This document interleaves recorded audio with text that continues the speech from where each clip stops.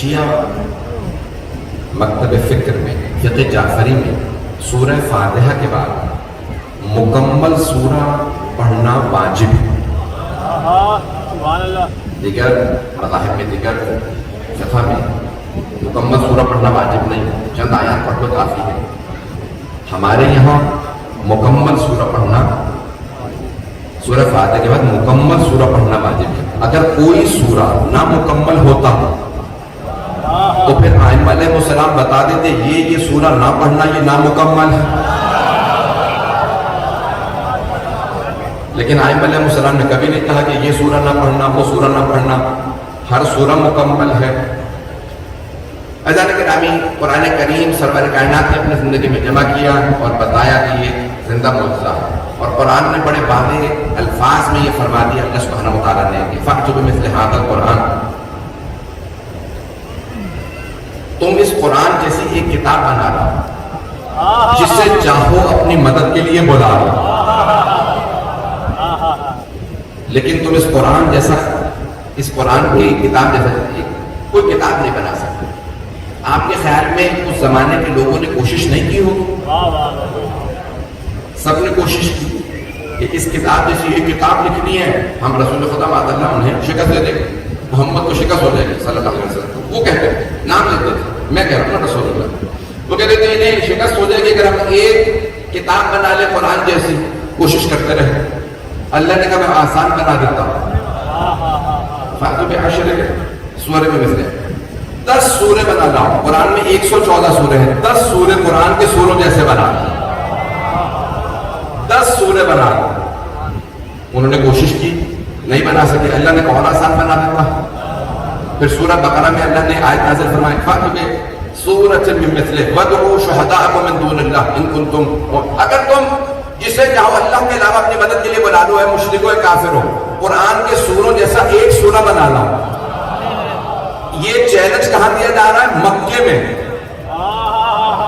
تھوڑی سی توجہ. چیلنج اللہ نے دیا مکے میں. پیغمبر پہلے مکے میں تھے، ہجرت کر کے مدینے گئے، مکے میں ہیں. اللہ نے چیلنج دیا قرآن جیسی کتاب بنا لا. نہ بنا سکو تو 10 سورے، نہیں تو ایک سورہ بنا لو قرآن کے سوروں جیسا. تمام بڑے بڑے ادبا، شعراء، علماء، مشرکین کے جمع ہوئے کہ بس ایک سورہ لکھنا، لکھو.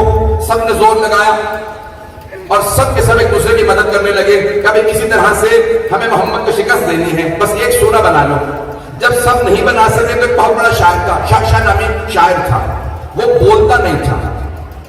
صرف سال کے ایک دن جب مکے میں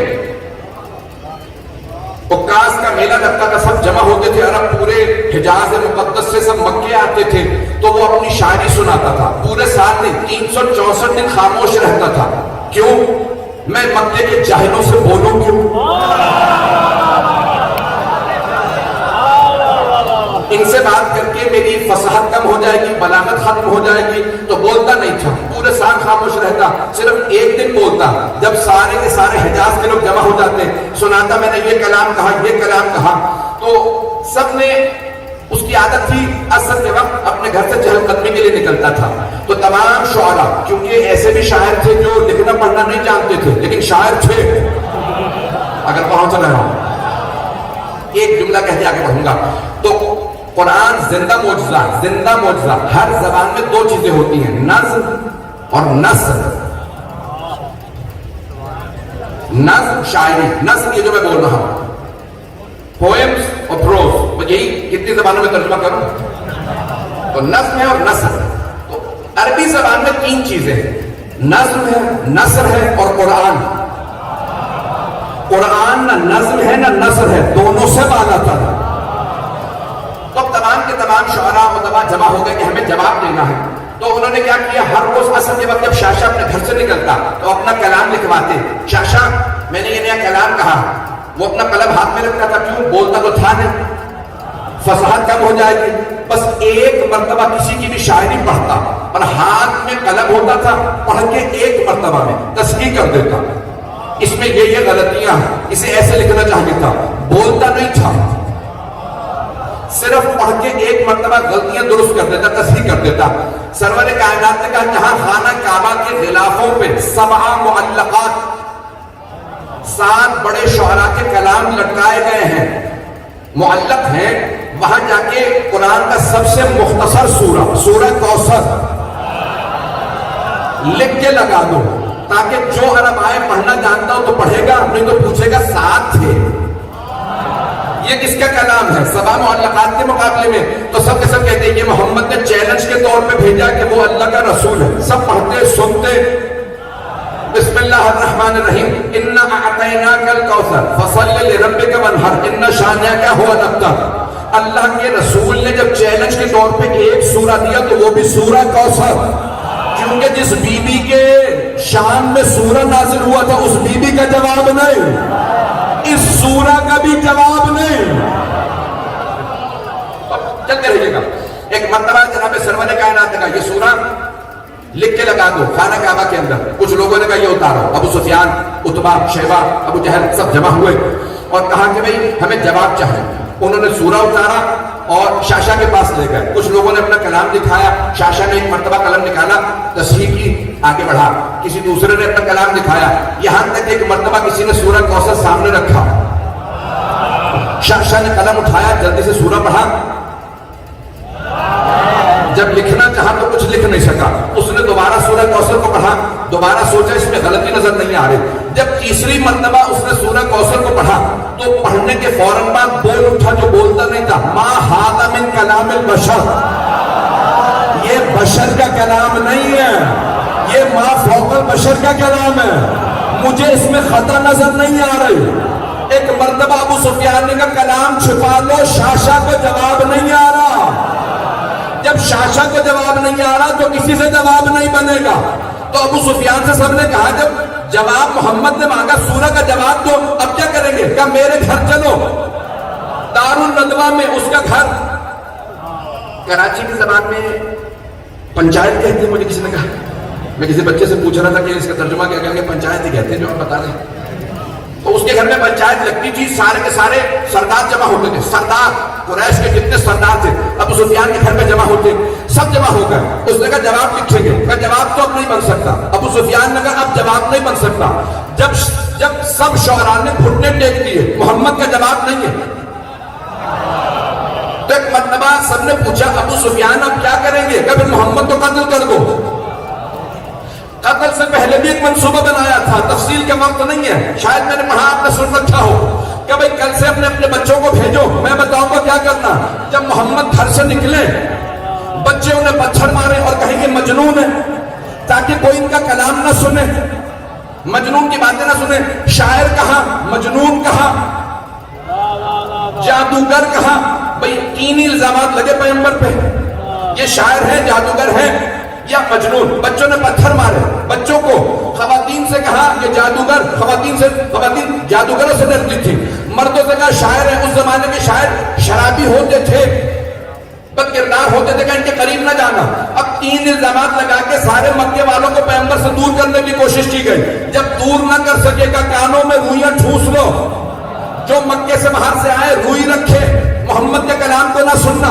یہ قرآن سناتے ہیں، جو سنے وہ ان کا ہو جاتا، باہر سے آنے والا جو ان کا کلام سنتا ان کا ہوتا تھا، کوئی نہ سنے۔ اب پتہ چلا جب کسی کے علم کا جواب نہ ہو تو سازشیں کی جاتی ہیں، ابھی بھی نہیں ہے لوگ، مجمع نہیں ہے میرے ساتھ، جب کسی کے حق کی مخالفت کی، انسان کے پاس حق کی کوئی جواب کوئی نہ ہو، انسان کے پاس جواب نہ ہو تو انسان تہمت لگاتا، عزاداری پہ بھی 3 تہمتیں لگی، بچوں کو دور کرنے کے لیے کہا گیا دیگ میں ڈال دیتے ہیں، خواتین سے کہا شام غریبہ میں نہ جانا، مردوں سے کہا علم نہ دیکھنا، نکاح ٹوٹ جائے۔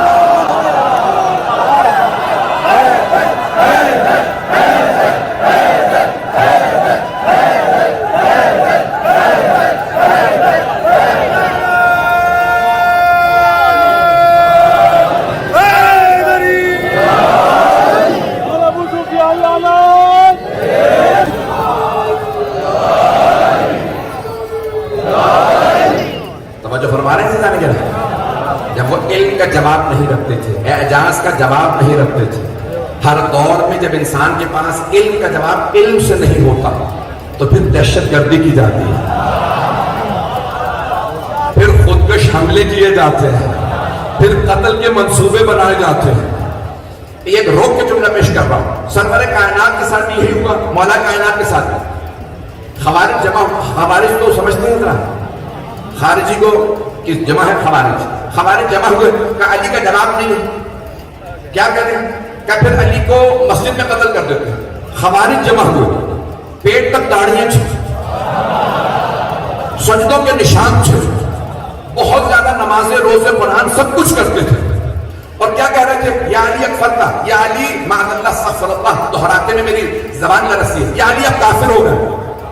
آج بہت سے نوجوان بچے کہتے ہیں مولانا ساری دنیا ہمیں کافر، یعنی کیا بات ہے؟ وہ جسے رسول خدا نے کہا یہ کل ایمان ہے.